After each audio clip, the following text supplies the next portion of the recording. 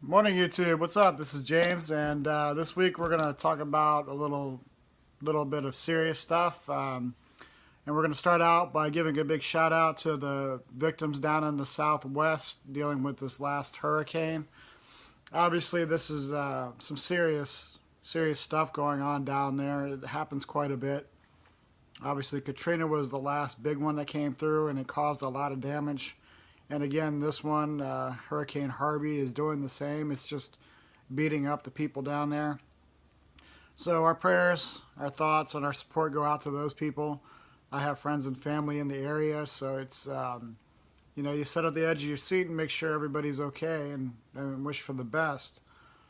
But unfortunately, out of tragedy always follows more tragedy, and there always comes an opportunity for people that like to slander people or like to, report false truths, so to speak.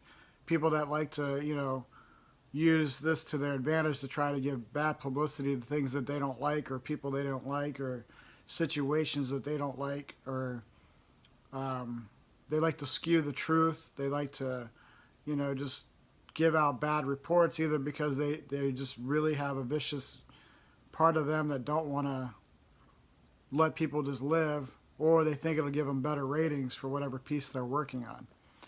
So what I'm talking about here is basically TV minister Joel Osteen.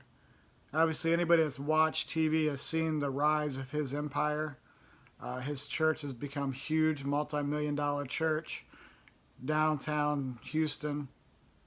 He's got more than 1 million followers, and he preaches the word of God. He lives the word of God.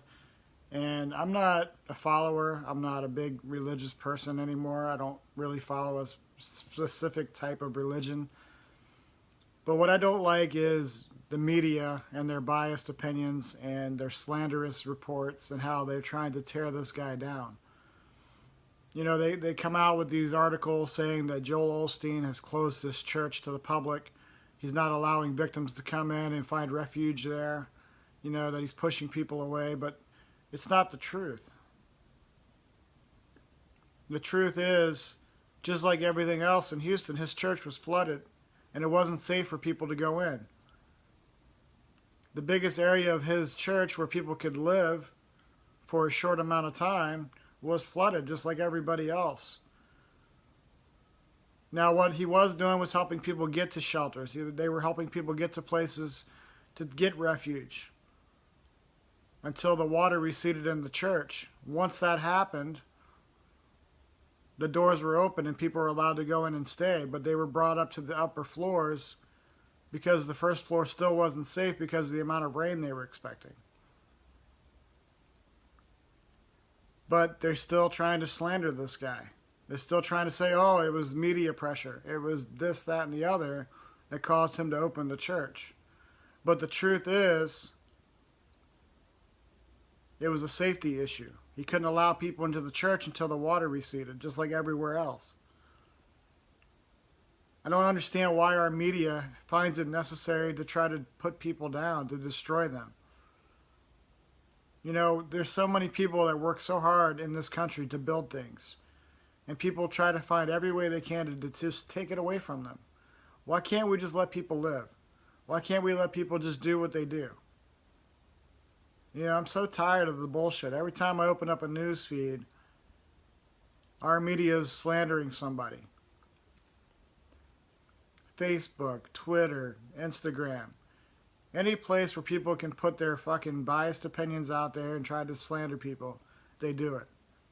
Maybe they're looking for attention. Maybe they're looking for ratings. But the truth is, it's got to stop, guys.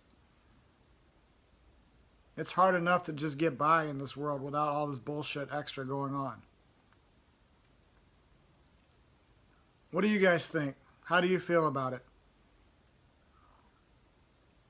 Do you think that it was safe for people to enter a church that was flooded? Do you think it was a good idea to have people come in there when you worry about what happens when there's too much water around? Stuff that can grow, stuff that is attracted to that much water, like mosquitoes, which bring disease. Not to mention the amount of damage that could have been caused to the building itself. Water can cause structural damage. Doesn't matter how well something is built. With that much water coming through and that much pressure on the foundation, anything can happen. So that's just my opinion. You know, they did what they thought was right at the time. They wanted to keep people as safe as possible. And, you know, from an insurance standpoint, they didn't want to take the unnecessary risk of putting people in an area where they could still be in danger. Because once you let people in, they take over responsibility for those lives. Would you want to do that if your house was flooded? I mean, think about it. All right, that's it for this week, you guys.